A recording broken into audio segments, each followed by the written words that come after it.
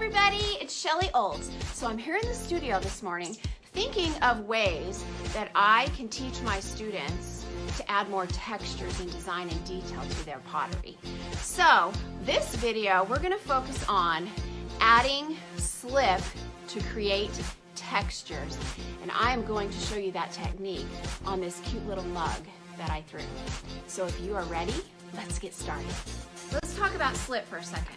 What is it? Really, slip is the glue that holds your pieces together. So I teach my kids to score and slip and then smooth their pieces out. So this is what you put on a piece if you have a handle or a decoration or anything that you want to attach to it. We're going to use this slip in a different way. We're going to use it to put directly onto the pot and create a decoration. Slip is dry clay and water. That's all it is. So what I need to do before I apply this to my piece and create texture is I have to get all these chunks out of here. That's why I'm mixing and blending. I just need to get all of those chunks broken up so that it is the consistency of pancake batter. That way when I apply it, it's nice and smooth.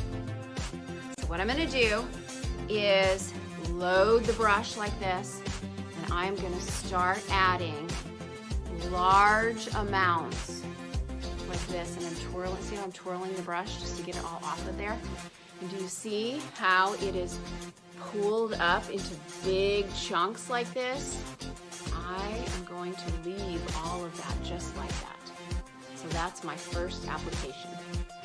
Then I'm going to take another loaded brush, and what I want to do is just add another layer on here, right below there, and then I'm just going to kind of mess with it, play around with it a little bit until it looks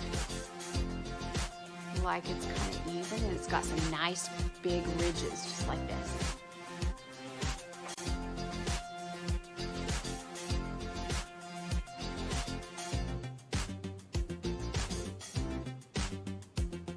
Now I'm just working with it and I'm leaving those large lumps of clay there. Okay, so I'm just going to keep on going, and notice that I've got this kind of flow going. It's kind of a diagonal. If you look at the pot, it's going to be coming down at a diagonal. So if you can visualize, I can visualize some really cool effects with some glazes going on here. So we all know how art is. It's very unique and different. So the way you apply this is completely up to you. There's not going to be any two mugs that are going to be exactly the same. If you try this, I guarantee your mug will look totally different than mine. But that's the uniqueness of art, right?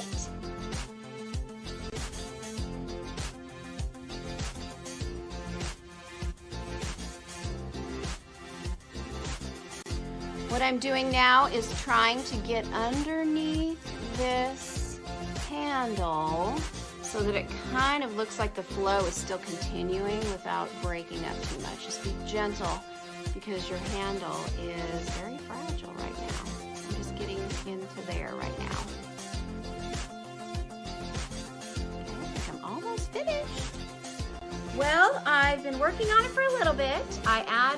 See how I added just a little bit of texture to that handle? Notice that my flow is kind of diagonal going downward, and I did that for a reason, because if you work with glazes at all, you know that we've got, this gravity situation where the glazes kind of drop a little bit. So I can see some really cool results with this one. I'm so excited. Now I need to wait till this is bone dry, biscuit, take it out, glaze it, and then I'm gonna fire it at a medium fire, and then I can't wait to show you what it looks like. I decided to do one more design element on this piece. This is kind of like a form of Mishima, but it's Shelly's twist on it. I always like to do twists on certain techniques. So what I did is I took a blue underglaze and painted 2 coats on there, let that dry, put a wax resist on there, and then I'm just going in to my lines, and I'm just kind of carving out the blue areas in my lines.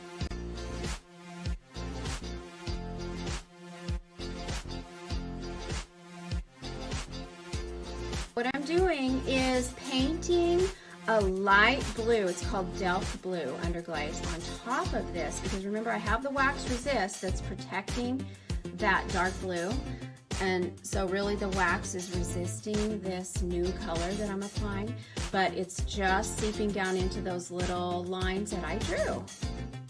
I can't wait for you to see this. So I'm going to let it dry, and then I'll wipe it off with a sponge, and then I'll get it into the kiln.